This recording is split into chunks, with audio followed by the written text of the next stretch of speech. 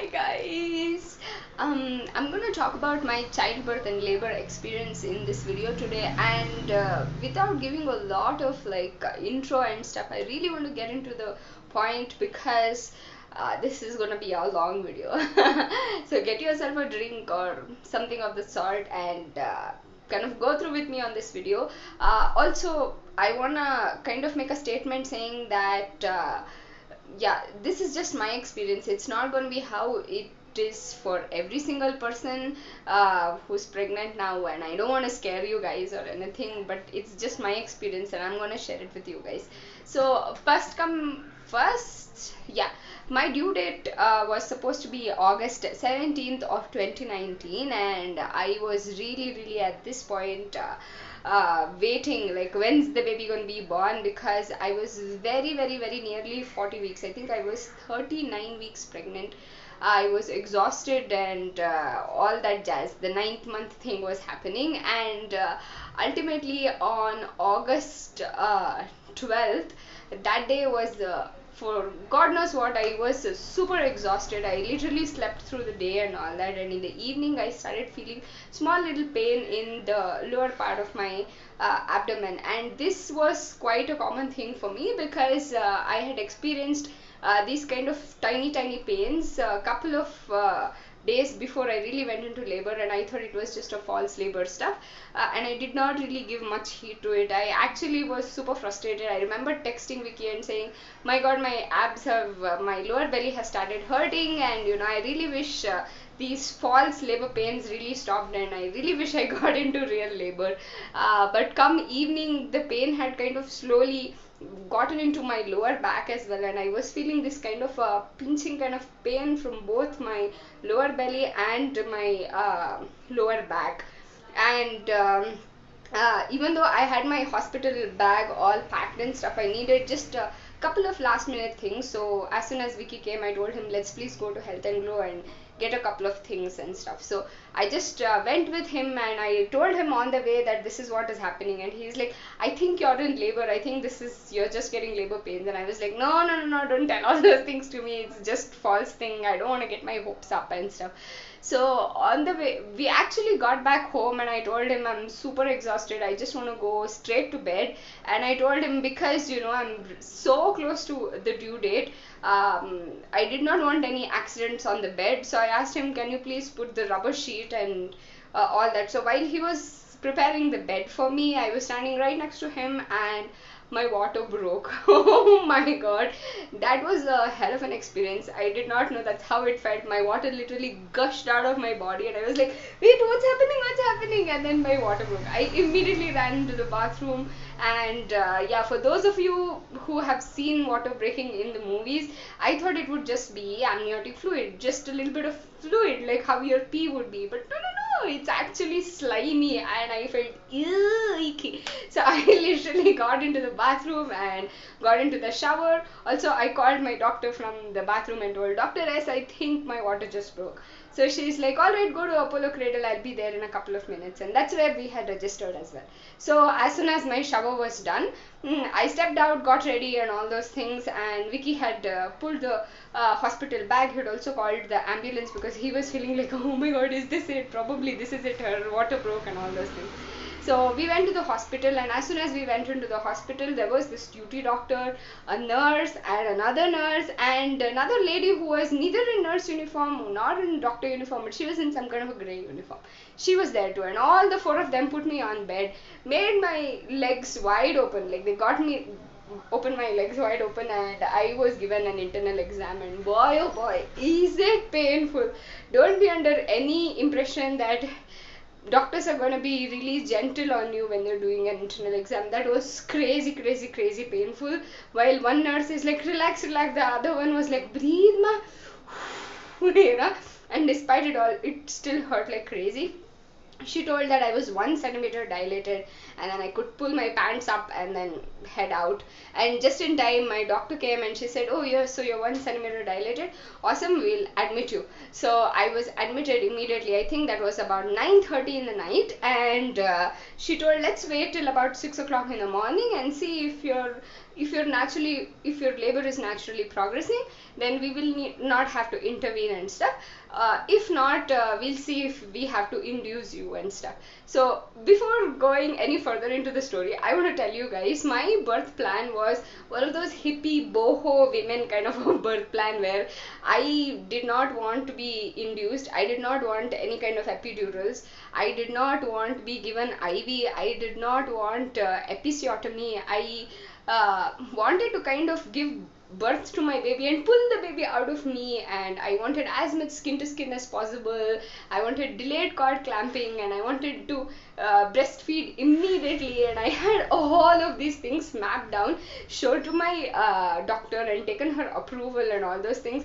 Despite a couple of things, she was like really unsure. She said, she being the wise one told, let us see when you're in labor. And I was like, no, this is how we're gonna do it. And I wanted to breathe the baby out. I had done the whole hypnobirthing 9 yards thing. I had read a couple of books, I had practiced the hypnobirthing breathing, I had done the meditation and all that. So the moment they admitted me into the hospital, I was like, yes, this is the moment. I've been preparing for this, and I had been preparing for this since I was 5 months pregnant. So I got my yoga ball out and I started bouncing on it, and then I was like walking the entire ward. And what else did I do? The whole night I did not blink, you guys. I was so active. I did squats, I did sit-ups, and what else did I do? I did lunges, and at one point of time the pain kind of seemed like it was increasing, and Vicky, actually he was my coach, so I had kind of like gotten him prepared as well. And I told my mom, why don't you sleep, Vicky and I are going to be awake all night, and tomorrow should I need you, if he is asleep or if he is exhausted, then I'll have you on my team. So while she was snoozing, he actually at one point like had me, and we were swaying from side to side, and every time the pain got a little bit more intense, and he's like, hey, look at me you always wanted to dance with me, we've never danced since we gotten married, this is our moment, let us dance, look so romantic. So he was really trying to like distract me from the pain, which was so sweet that he did that. Yeah, that happened, and at around 1 o'clock or so, even he was exhausted. He said, babe, I'm gonna take a little bit of a nap, why don't you sleep as well? But I was like, no, I had all the birthing classes and all the hypnobirthing, whatever I had read, that if you're active, if you're upright, if you're walking, if you're standing, then your labor progresses really fast. So that's what I was doing. I was not gonna lie down or anything.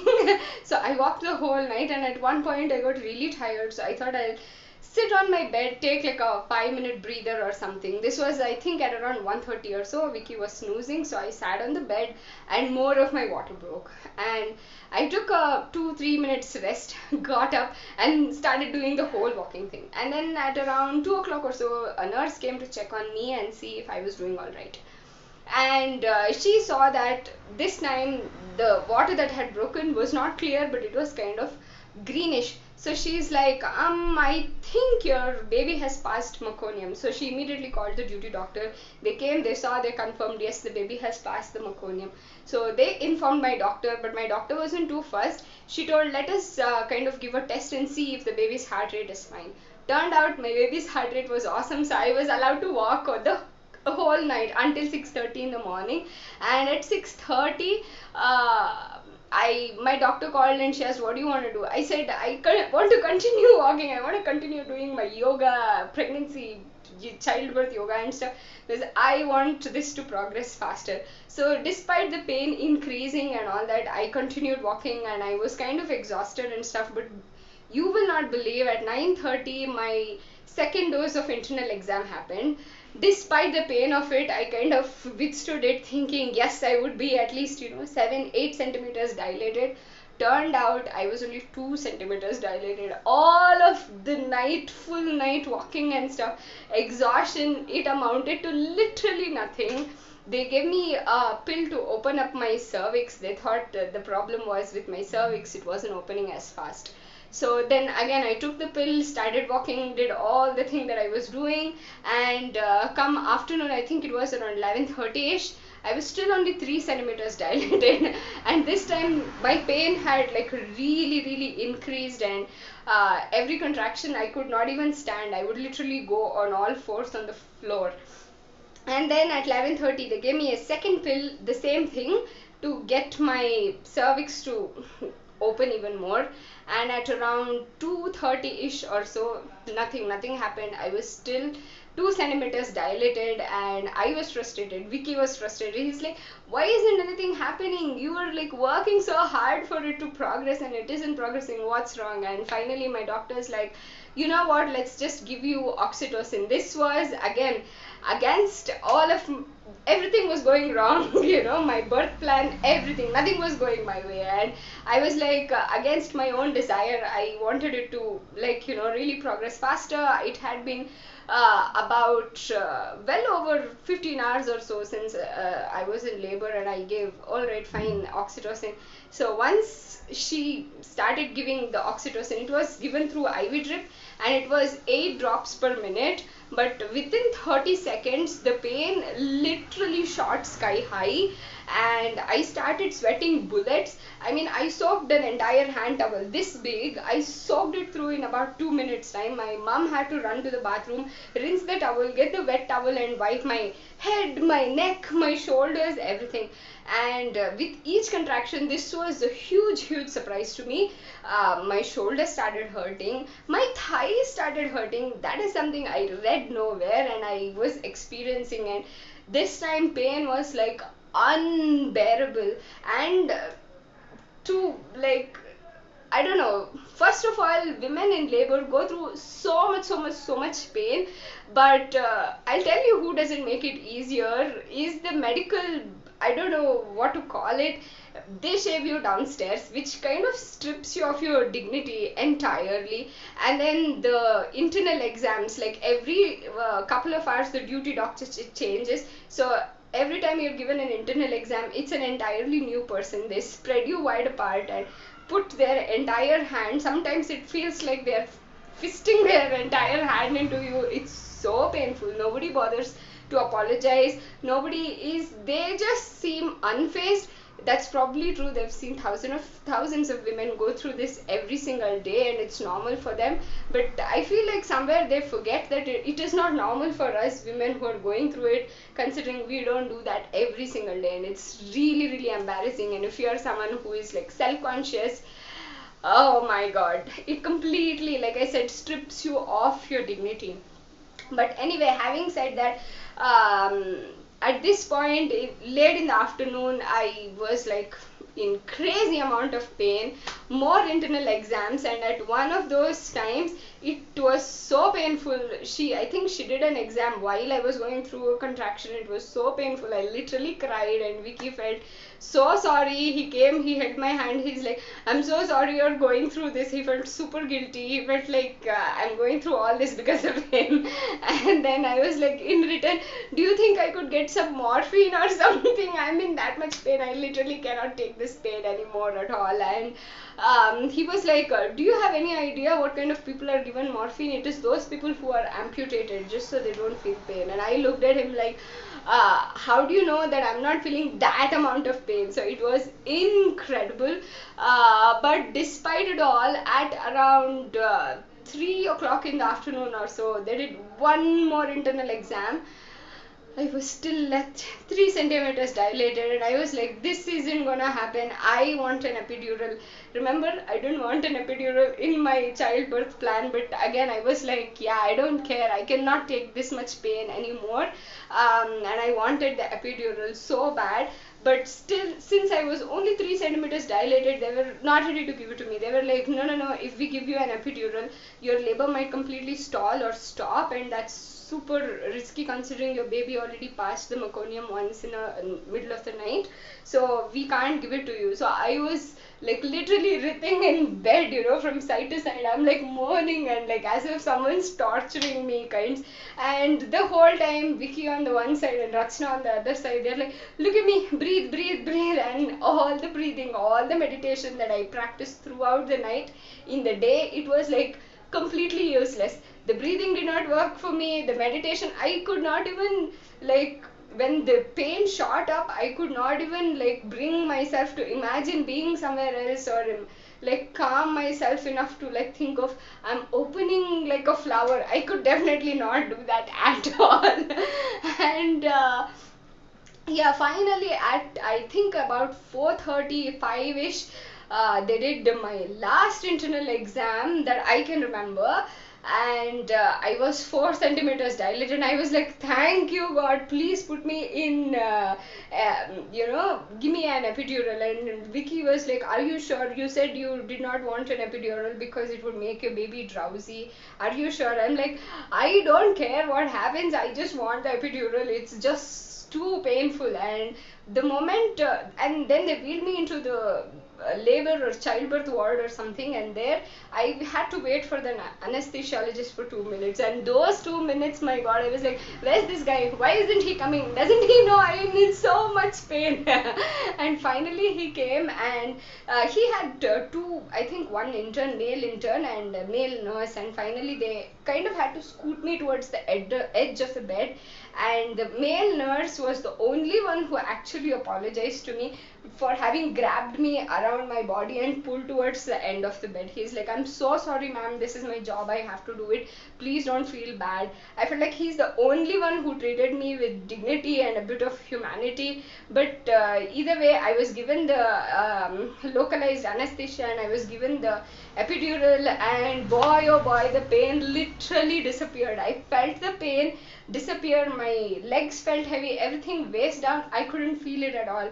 And I had been sleep deprived for a long time, and this was like the best time to fall asleep. But before that, they sent my sister, my mom and Vicky, everyone to visit. And I think, I don't really remember if it was my mom or Vicky, I actually cried. I cried, and I was feeling insanely like guilty for having to choose epidural. I cried, I was like, I'm so sorry, I did not want this, I wanted to go the extra mile, and like I wanted to do this the natural way, but I really could not take the pain. And I don't know who, they were like, it's all right, it's done, just forget about it, go to sleep, you're already exhausted. So I slept, and they all went, and I think at 7:30 I came back around. And oh my God, this is the point in the whole labor. I felt extremely lonely. In this ward, nobody is allowed except for doctors and nurses. And all this time, actually, there was a nurse, huge shout out to her. I don't even know her name, what her name is, but she was like, holding my hands and, ma'am, look in my eyes, look in my eyes, take a deep breath. This is how she breathed as soon as the pain retrieved. But her shift got over at 7:30. She told me that I was 7 centimeters dilated. My doctor would be there at 8 o'clock, and they would not give me any more epidural. But the moment she left, there was literally nobody in the ward. A new nurse came. She did not even want to look at me. A new duty doctor came. They both sat down in a corner. They were discussing some patient, and my doctor wasn't there. My husband wasn't allowed, and I was like literally alone, crying in pain. Nobody to help me coach through it. I finally called the nurse and told, can you please bring my husband? And Vicky was allowed literally for a minute. And then the new duty doctor is like, sir, she's 7 centimeters dilated, but your baby has developed a caput. Also, her heartbeat is like kind of fluctuating like crazy, so your doctor has suggested that we give your wife an emergency C-section, we want your consent. And I had told Vicky, no C-section, we're not doing that, so don't give your consent whatsoever. So he's like, I'm gonna wait for the doctor, and I don't think I'll give the consent now. And he was immediately pushed out. So again, I have no one to be coached. And at this time, it was like around 8 o'clock, my doctor had just walked in.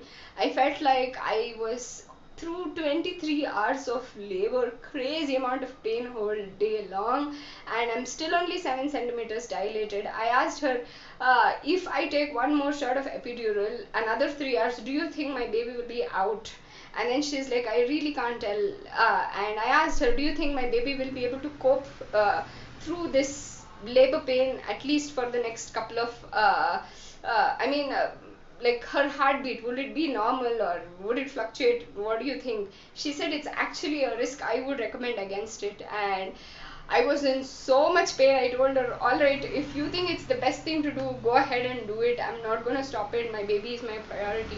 She went outside, and I heard Vicky say, do you think we could wait a little while longer? It's really in the best interest of the baby. And then of all the people, Vicky, up until this point, he's on my team, and I felt like suddenly he is like prioritizing this baby who's not even born over me. And I felt so alone and so weak and so in pain at that moment. I really cannot tell you guys how, I don't know, lonely and weak and kind of mentally I felt really down at that point. And I heard my doctor say, you know, you can't always think of the baby, you really have to think about the mother as well. She's supremely exhausted. She does not look like she seems to be able to cope anymore.